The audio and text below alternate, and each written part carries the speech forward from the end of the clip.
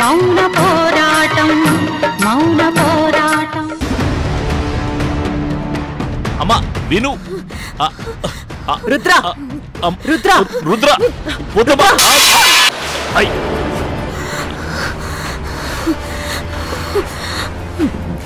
Baby baby ఏంటమ్మా ఇది? అమ్మా ఆగమ్మా, ఏంటమ్మా ఈ పనులు? నేను బతకనివ్వను, ఆ దుర్గని బతకనివ్వను. అదే మొత్తం అంతా నాశనం చేసింది. నా ద్వారకని నాకు కాకుండా చేసింది. నేను చేసిన ప్లాన్ అంతా నాశనం చేసింది. అమ్మమ్మ ఆగమ్మా, అక్కడికి వచ్చింది తను దుర్గ కాదని చెప్తుంది కదా, జానకని అంటుంది కదా.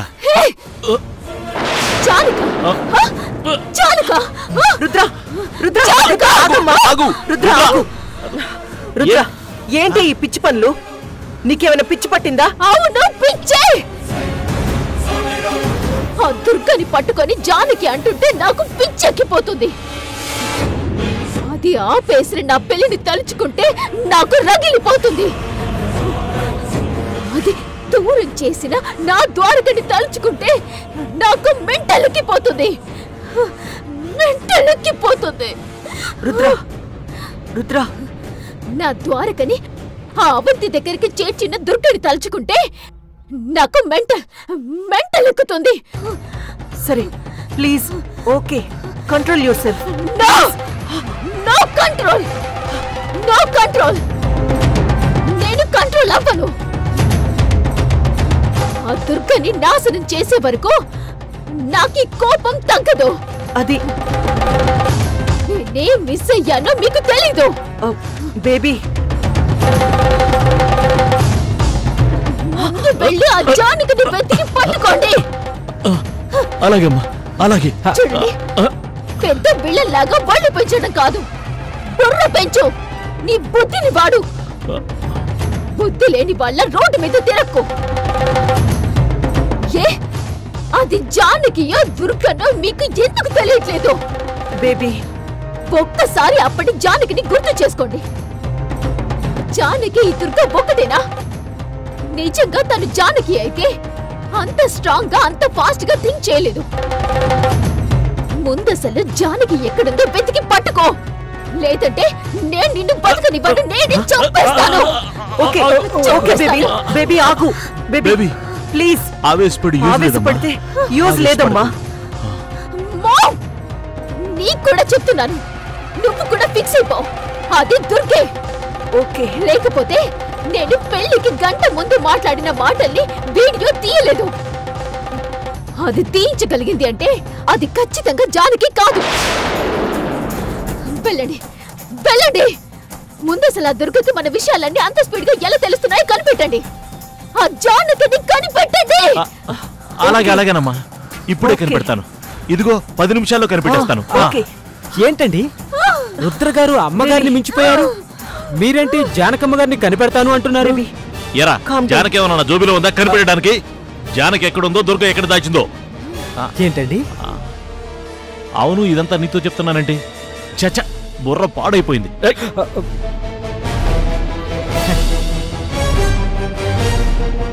మరేమనుకున్నారు దుర్గమ్మ గారి దెబ్బంటే?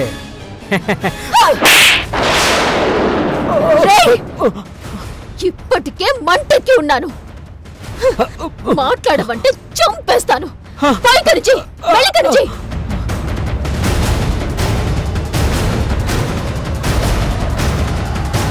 Baby baby baby baby baby calm down. Baby baby baby please.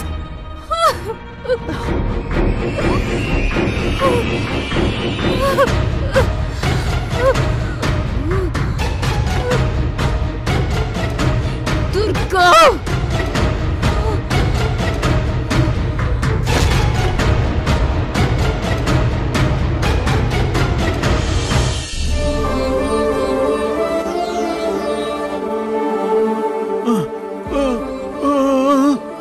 పెళ్లి గురించే కదా నేను ఇక్కడి నుంచి బయలుదేరినప్పుడు చాలా టెన్షన్తో బయలుదేరాను, పెళ్లి ఆపాలని.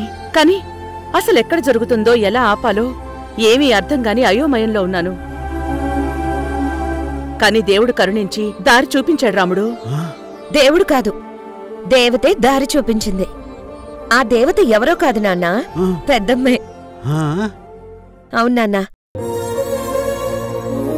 పెద్దమ్మ చాలా చాలా తెలివిగలది. పెళ్లి ఆగిపోయింది అని చెప్పడం ఒక్క మాటతో సింపుల్ గా కనపడుతుంది, కాని అది ఆపడానికి ఎంత కష్టపడిందో, ఎన్ని ఆలోచనలు చేసిందో తెలుసా?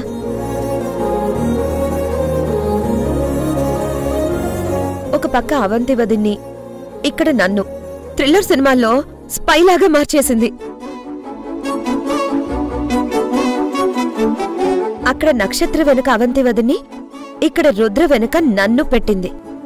నేనైతే ఏకంగా రుద్రకి షాడోలా మారిపోయాను. పెద్దమ్మ, నువ్వైతే ఇంట్లో ఉండాల్సిందానివి కాదు, ఏ సిఐడిగానూ ఉండాల్సిందానివి. ఏయ్, చాలింక ఆపుతావా? రాముడు, సౌందర్య నా గురించి చెప్తుంది గాని ఈ పెళ్లి ఆపడానికి తను ఎంత కష్టపడిందో చెప్పడం లేదు. ఒక రాజు యుద్ధంలో విజయం సాధించాడు అంటే అతనొక్కడే సరిపోడు. ఖచ్చితంగా మంచి సైనికులుండాలి, లేదంటే ఆ రాజు యుద్ధం గెలవడం అసాధ్యమవుతుంది. నేనీ పెళ్లి ఆపగలిగాను అంటే దానికి కారణం సౌందర్యే.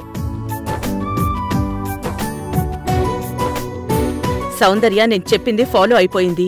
తను పంపిన వీడియో వల్లే పెళ్లి ఆగిపోయింది. రుద్ర వెనుక తిరుగుతూ ఎక్కడ డౌట్ అనిపించినా వెంటనే దాని వీడియో తీయమని నువ్వు చెప్పావు కాబట్టే నాకు ఐడియా వచ్చింది. అదే నేనైతే నా ముందు వాళ్ళలా మాట్లాడుకుంటే డైరెక్ట్ గా వాళ్ళ ముందుకెళ్ళి వాళ్లతో గొడవ పడి తిట్టేసొచ్చి అప్పుడు మీతో చెప్పేదాన్ని. దానివల్ల మన దగ్గర ఎవిడెన్స్ ఉండేది కాదు. నువ్వు వీడియో తీయమన్నావు, నేను తీశాను.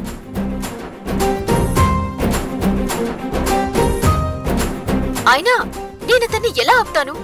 అతనికి నాకు మధ్య రొమాన్స్ మొత్తం అయిపోయింది అని అతన్ని నమ్మించడానికే కదా నేను ఈ డ్రామా ఆడింది. పంపమన్నావు, పంపాను. నువ్వు పెళ్ళాపేశావు. ఏం వీడియోనా? ఇదిగో ఇచ్చుడు. నిదానంగా తనకి ప్రపోజ్ చేద్దామనుకున్నాను, కాని లక్కీగా అతనికి నాలో అవంతి కనిపించింది. దాంతో నేను తన్ని పట్టుకునే లోపే అతని నా మీదకి తూలిపోయాడు. నేను అప్పటికే వీడియో ఆన్ చేసి పెట్టాను. అతను నన్ను గట్టిగా హక్ చేసుకున్నాడు. అలా మత్తులోకి వెళ్ళిపోయాడు.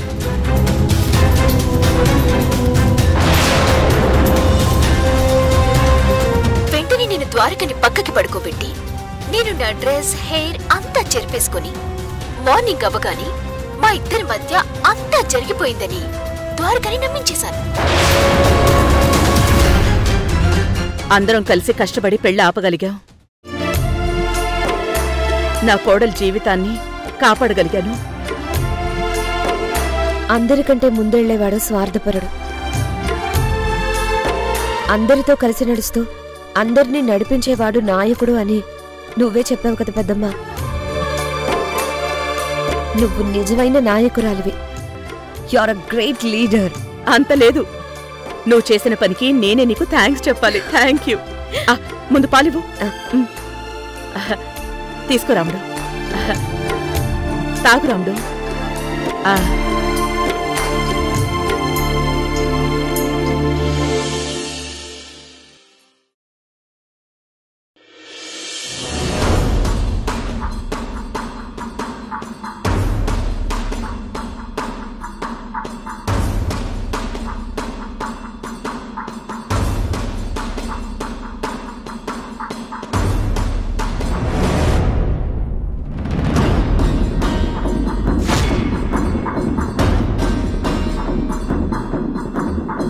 ఎంత ప్లాన్ చేసినా చివరి నిమిషంలో వచ్చి చెడగొట్టేసింది. అసలు దుర్గని చంపి పాతేయాలి. దుర్గలాంటి వాళ్లని ఆ దేవుడెందుకు బ్రతకనిస్తాడో. గూట్లో ఉన్న గుండ్రాయిని తీసుకొచ్చి గుండెల మీద పెట్టుకోవడం అంటే ఇదే. వాళ్ళకి అసలు పెళ్లి మ్యాటర్ తెలిసేదే కాదు. నువ్వే కావాలని అవంతిని ఏడిపిస్తాను, దుర్గని కవ్విస్తాను, రుద్రని ఏడిపిస్తాను, ద్వారకని పరిగెత్తిస్తాను అని టైమింగ్ లేని పనులన్నీ చేసి అవంతికి వీడియోలన్నీ చూపించావు. అది దుర్గకి చెప్పేసింది. ఆ దుర్గ నీకు చుక్కలు చూపించింది. పోలా? లెక్క సరిపోలా? మామయ్య అస్సలే నాకు మండిపోతుంది. నువ్వింకా కారం పొయ్యకు. ఇది ఇంకా బాగుంది. ఏనుగులు కొట్టుకుని ఎలకం తొక్కి చంపేసినట్టు నాకేంటి బంపర్ ఆఫరు? లేదంటే ఆగిపోయిన పెళ్లి విషయంలో మురారి తిట్టాడని నేనేడుస్తుంటే సింపతి చూపించాల్సింది పోయి సోదితో గుచ్చినట్టు మాట్లాడతావా? నువ్వు చేసిన గార్బేజీ పనులకి మురారి నిన్ను ఇంటెదురుగా ఉన్న డ్రైనేజ్లో తోసేయకుండా ఇంట్లోనే ఉండనిచ్చినందుకు సంతోషించు. ఏయ్, పెద్ద నువ్వేమి చెయ్యనట్టు బుద్ధిమంతుళ్ళ శుద్ధ పూసలా మాట్లాడకు. నేను చేస్తున్న ప్రతి పనిలోనూ నా వెనుక నువ్వు కూడా ఉన్నావు కదా. నా వెనక ఎవరూ లేరు కదా. నేనేం చేసినా నన్ను అడిగే గొళ్ళాలు ఏమీ లేవు. కానీ నీ వెనక మురారి అనే పెద్ద గుణపమే ఉంది. కొంచెం అటు ఇటుగా కదిలేవంటే గుచ్చుకుపోయిద్దా గుణపం. గుణపమే. నిజంగా మురారి అంటే నాకున్న ప్రేమ వల్లే నేను తనని ఏమీ అనలేకపోతున్నాను. లేదంటే అందుకేనమ్మా అన్నీ కావాలనుకునే వాళ్ళు కొన్ని పనులే చెయ్యాలి. కొన్ని మాత్రమే ఉన్నవాళ్ళు ఎన్ని పనులు చేసినా ఇబ్బంది ఏం ఉండదు. ఇబ్బంది ఉండదు. ఎందుకమ్మా ఇలా కొట్టేస్తున్నావు?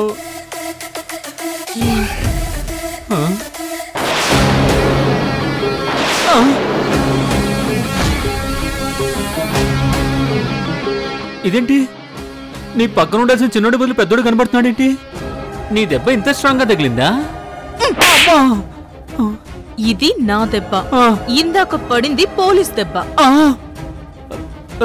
నువ్వెందుకు కొట్టావు? నా పక్కనున్న మనిషి గురించి తేడా కూతలు కూసినందుకు. ఓ, మరి నువ్వెందుకు కొట్టావు? నిన్ను ఒక్క దెబ్బ కాదురా, పెళ్లి దగ్గర నాతో మాట్లాడిన ఒక్కో మాటకి ఒక్కో దెబ్బ కొట్టాలి.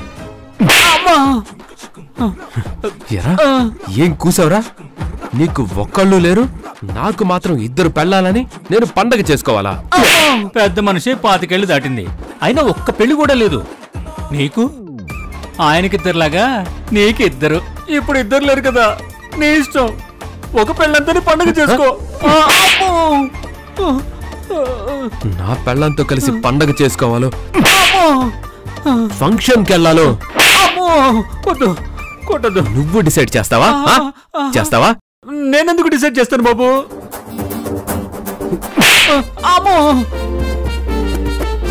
ఏంట్రా, ఈ ఇంట్లో ఒక పెళ్ళం, ఊరికి అటు చివర ఇంకో పెళ్ళామా? అక్కయ్య పాలెంలో ఒక ఇల్లు చూస్తాను, ఋషికొండ ఏరియాలో ఇంకో ఇల్లు చూస్తాను. ఇద్దరిని ఒకే చోట పెడితే కొట్టుకుంటారండి. వద్దు వద్దు వద్దు. ఒకరికి తెలియకుండా ఒకరితో కాపురం చేయాలా? వద్దు. ఏదో పాజిటివ్ గా థింక్ చేస్తారని. Positive positive. కొట్టదు. ఏమండి ఆవిడొచ్చిందా? ఇంకో సినిమా టైటిల్ ఏదో చెప్పారా? అదేదో ఫ్లోలో వచ్చేసింది సార్. ఏంట్రా ఫ్లోలో వచ్చేది? ఫ్లోలో వచ్చిందని చెప్తున్నాను కదా సార్. మళ్ళీ మళ్ళీ కొడతానంటే చూడండి, చెంపులలో వాచిపోయాయో. చెప్పు, ఆ సినిమా పేరేంటో చెప్పు. కొట్టకండి సార్, కొట్టకండి సార్, మీకు పుణ్యం ఉంటుంది. ఆయనకిద్దరు. అవును, ఆయనకిద్దరా? చెప్తాను కదా సార్. రైట్, ఇప్పుడు చెప్తున్నాను విను. నాకు ఒక్కటే పెళ్ళం, అది అవంతి. అంతే. ఆయనకి ఎంతమంది? ఒక్కరు సార్. ఒక్కరే కదా? ఒక్కరే. ఏమండి ఆవిడొచ్చిందా? రాలేదు సార్, రాలేదు కదా? రాలేదు. నాకు ఈ హౌస్ లోను అవంతే ఉంటుంది, గెస్ట్ హౌస్ లోను అవంతే ఉంటుంది. అర్థమైందా? అర్థమైందా? అర్థమైందా? చాలు సార్. ఏంటి సార్ అలా పీకుతారు? నేనేమన్నా చిన్నపిల్లన్నా పెద్దండి చచ్చిపోతే మీరు తీసుకొస్తారా మళ్ళీ? ఫస్ట్ డిగ్రీకే వాయిస్ లేస్తుందేంట్రా? థర్డ్ డిగ్రీ ఉపయోగించమంటావా? థర్డ్ డిగ్రీయా? ఒక డిగ్రీకే వాచిపోయి ఇగో వంకారంగా వచ్చేస్తుంది మొహం. మళ్ళీ థర్డ్ డిగ్రీ అంటే తట్టుకునే శక్తి ఈ పాడు దేహానికి లేదు సార్. వద్దు నాయన వద్దు, నువ్వు వెళ్ళు తండ్రి వెళ్ళు. ఇంకెప్పుడైనా ఇంకెప్పుడు నీ పెళ్ళాల గురించి మాట్లాడు. నీ పెళ్ళాం గురించి మాట్లాడను. వెళ్ళు నాయన వెళ్ళు, నీకు దండం.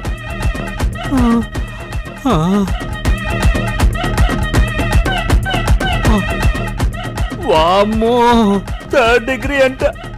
ఏం మావయ్య బాగుందా ఫస్ట్ డిగ్రీ? నువ్వు నాతో మాట్లాడుకో. వాడలా నన్ను కొడుతుంటే అడ్డం పడి కాపాడకుండా ఎంజాయ్ చేస్తావా? ఏంటి కోపాడాలా? అడ్డొస్తే వాడు నన్ను కూడా కొట్టేంత కోపంలో ఉన్నాడు. అయినా నన్ను అన్నావు కదా, నీకు కరెక్ట్ శాస్తి జరిగింది.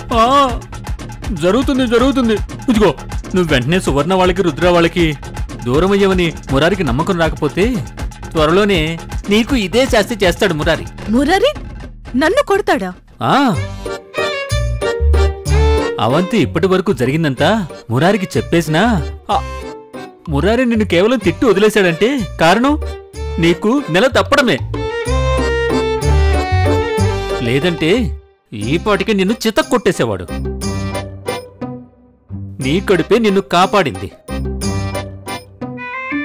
ఇప్పుడు నువ్వు వెంటనే చేయాల్సిన పని నీకు రుద్రావాళ్ళకి మధ్య ఎలాంటి రిలేషను కాన్వర్జేషను లేదని మురారిని నమ్మించాలి. జరిగిన దానికి క్షమాపణ అడుగు, మంచితనం నటించు.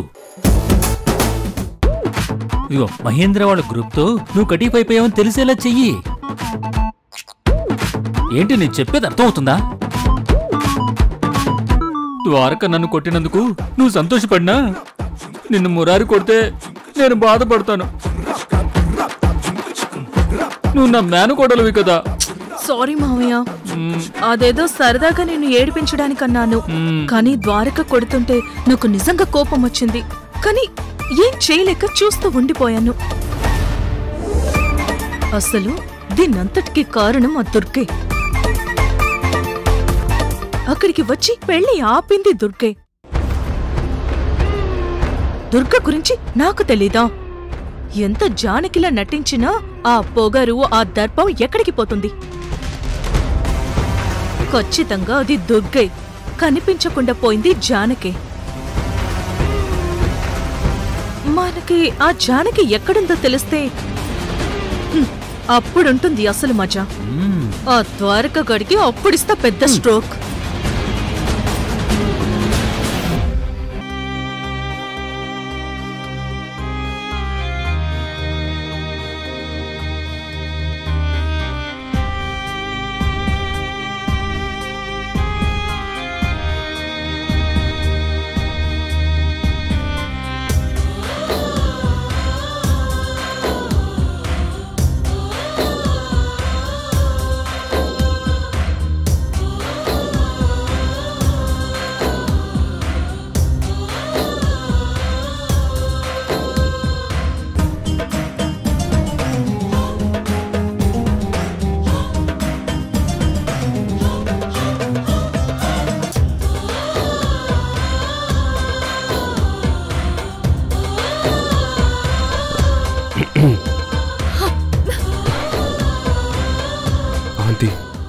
వదులు అవంతి, ప్లీజ్ నన్ను మాట్లాడినివ్వు.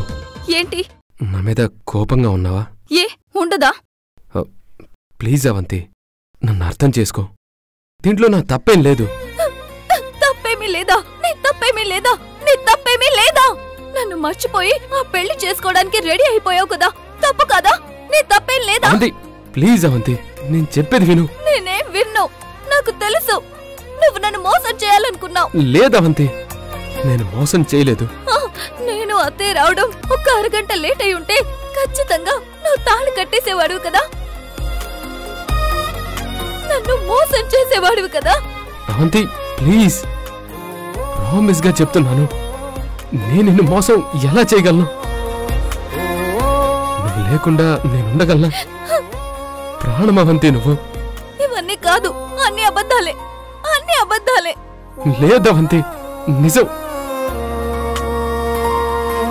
గుళ్ళో నేను పెళ్లిపీటల మీదకి వెళ్లే ముందు వరకు ఎలాగైనా పెళ్లి తప్పిపోతుందనే నమ్మకంతో ఉన్నాను. కాని పీటల మీదకి చేరాక ఇంకా నాకున్న ఒకే ఒక్క హోప్ ఆ దేవుడే. కూర్చున్న దగ్గర నుంచి ప్రతి క్షణం దేవుణ్ణి కోరుకుంటూనే ఉన్నాను. దేవుడా, ఎలాగైనా ఈ పెళ్లి ఆపే స్వామి అని. కానీ ఆ చివరి నిమిషంలో మీరొచ్చారు. మిమ్మల్ని చూడగానే నాలో గిల్టీ ఫీలింగ్ కలగలేదు.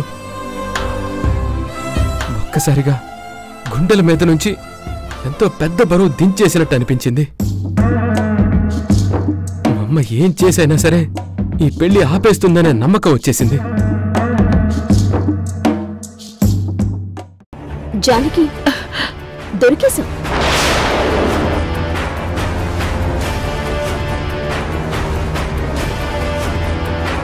అయ్యో, రుద్ర జానకిని చూసేసింది. ఇప్పుడేం చేయాలి?